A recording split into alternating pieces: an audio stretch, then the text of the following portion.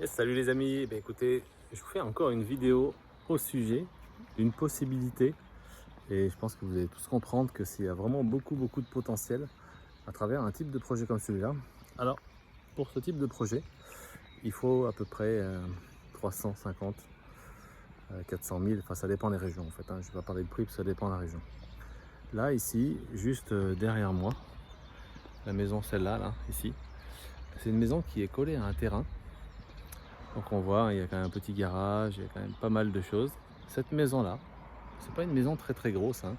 On va voir juste après. Elle était accolée à un terrain plutôt balèze, plutôt très grand. Parce que si on regarde directement ici, là, on voit le muret, là. Le muret, donc le muret de cette maison-là. Ici, le muret continuait et on voit, il était là-bas, raccordé ici, c'est-à-dire que le mur montait jusqu'à là. Ça veut dire que à l'époque, eh bien, cette maison disposait de ce grand terrain-là. Grand terrain, une petite maison qui est placée ici, qui a été vendue. En fait, ça a été divisé. Hop là. En fait, du coup, ça a été divisé. Et là, on voit apparaître une maison derrière, une deuxième maison derrière. Et il va en avoir une troisième et puis une quatrième. On va les voir directement. Donc, acheter un terrain, le diviser, ça peut être vraiment très intéressant, à condition d'avoir vraiment les compétences, bien évidemment. On regarde, je vais vous faire voir exactement comment ça fonctionne. Donc ça se passe comme ça. Ici, on a la première maison qui a été faite en premier. Donc celle-ci, c'est une maison qui est jumelée avec l'autre. Donc ici, on voit bien sûr tout le droit de passage pour les différentes maisons. Et là, on a la première maison qui est finie. 90 mètres carrés sur 2 niveaux, avec un garage qui est justement jumelé. Et on voit que c'est clairement séparé, on voit le jour entre les deux. Ici, pareil, c'est la même, mais à l'opposé. Donc celle-ci, elle n'est pas encore finie d'être construite. Donc il y a 400 mètres carrés, non 300 mètres, allez 320, 325 mètres chacun de terrain. Et donc du coup, ici il reste un lot et un deuxième lot. Donc je vous donnerai, j'écrirai la surface exactement du terrain qu'il y a ici. Mais en fait c'est très simple. C'est simplement 320, 340 mètres x 3, x 4 pardon. Et ensuite, eh bien, il y a encore un troisième lot, un cinquième lot, pardon, décidément. Il y a un cinquième lot qui était la maison qu'on a vue tout à l'heure, qui reste ici. Donc, avec une maison, avec un terrain qui fait grosso modo, allez, 4 x 4, 16, 160, 1800 mètres carrés au maximum, je pense. Eh bien, je vous donnerai les chiffres exacts en fait, hein, parce que je ne les ai pas exactement, je ne mémorise pas forcément toujours. Eh bien, on peut faire 4 maisons, 1, 2 et 3, 4 derrière moi, plus la maison qui existait déjà. Ça veut dire quoi? Eh bien, ça veut dire qu'on a un coût de rentabilité. Là, je parle d'achat-revente en fait, hein, parce qu'après, du coup, les gens peuvent garder ces maisons pour la location. Mais si vous êtes un peu un constructeur, ça veut dire que si vous avez envie de faire de l'achat-revente de terrain simplement, parce que regardez ici, là, justement derrière moi, et ben en fait, il y a deux terrains. Il y a deux terrains, et la personne qui a viabilisé le terrain et qui a acheté le lot, bonjour le chat, il est là. Et bien, en fait, lui, il n'a pas fait de travaux. Il a fait en sorte de viabiliser toute cette partie-là. Il a vendu la maison qui était là-bas. Donc les gens, ils ont rénové la maison. Et il a en fait divisé ce terrain en quatre maisons, 4 petites maisons. Et du coup, c'est super intéressant parce que des petites maisonnettes comme ça à 90 mètres carrés sur 2 niveaux, il n'y en a pas beaucoup. Ça fait un budget qui est beaucoup moins important que d'avoir une maison à 100 mètres carrés, 120 mètres carrés. C'est pas toujours facile, tout le monde ne peut pas se payer ce genre de maison. Donc tout ça pour dire que dans l'immobilier, certaines fois, on essaie de faire de l'argent avec des travaux. En fait, on n'est pas obligé de faire des travaux quand on fait de l'immobilier.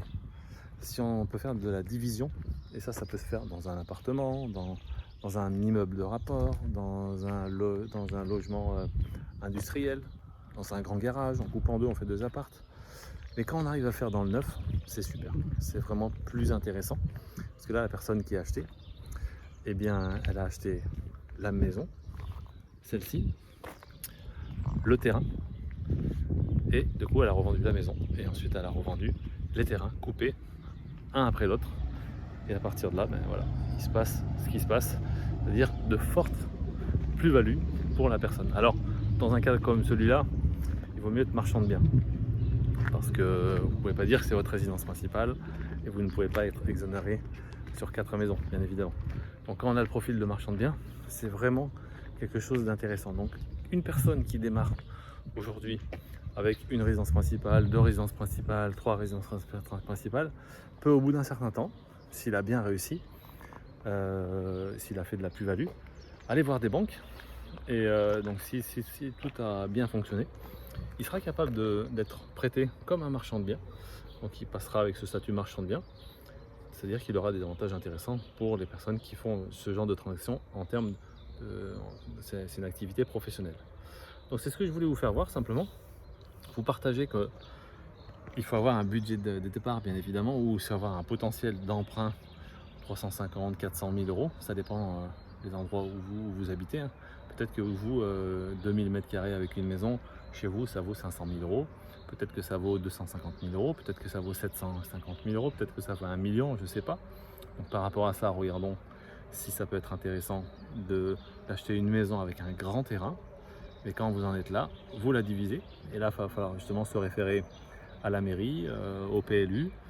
Et comme ça, vous allez pouvoir savoir si vous êtes en capacité de diviser ce terrain en plusieurs lots. Et grâce à ça, eh bien, vous allez avoir potentiellement des grosses plus-values sur du terrain, sur quelque chose. Vous n'allez pas faire beaucoup de travaux. Là, il y a juste une petite viabilisation qui a été faite. Enfin, il y a eu quand même une viabilisation. Eau, électricité qui viennent directement. Donc, vous voyez, c'est pas une grosse rénovation, c'est pas l'investisseur des terrains qui a construit, c'est pas un constructeur, mais le fait de vendre des petites parcelles comme ça, et bien ces parcelles, elles se vendent bien, elles se vendent facilement. Ensuite, après, les gens vont choisir bien justement leur constructeur. Voilà, c'est tout pour aujourd'hui. C'était juste pour vous éclairer qu'avec une bascule au bout d'un certain temps, si vous arrivez à engendrer 300 à 500 000 euros, ça va dépendre de votre région, peut-être un peu plus, eh bien vous allez pouvoir faire des coûts énormes comme celui-là. C'est-à-dire vendre une maison avec déjà du terrain encore, faire 4 autres maisons dessus, vendre des terrains, et vous n'avez pas fait beaucoup de travaux.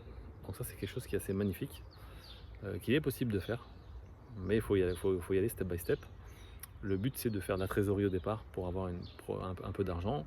Et pourquoi pas, si vous avez des gros revenus, vous pouvez emprunter tout de suite 500 000 euros, hein, et partir sur ce genre de projet.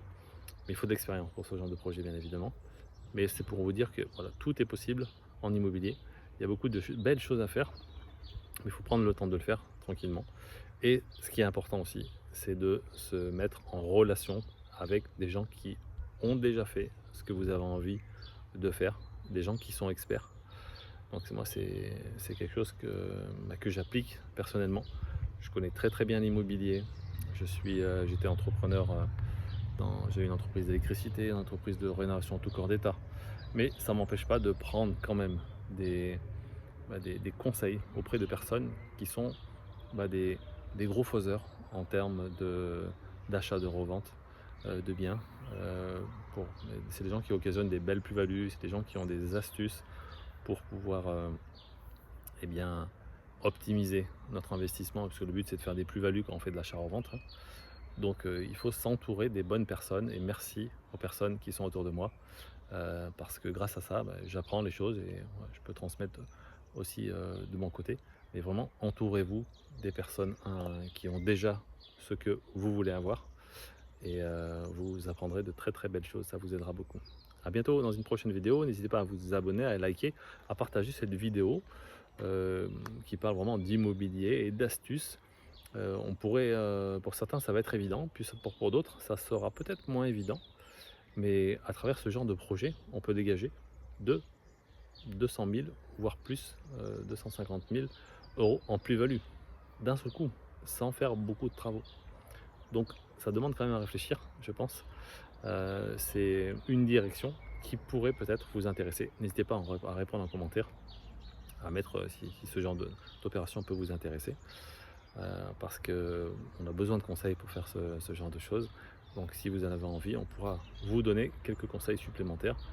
Vous pouvez mettre en commentaire toutes vos questions. Belle journée à vous.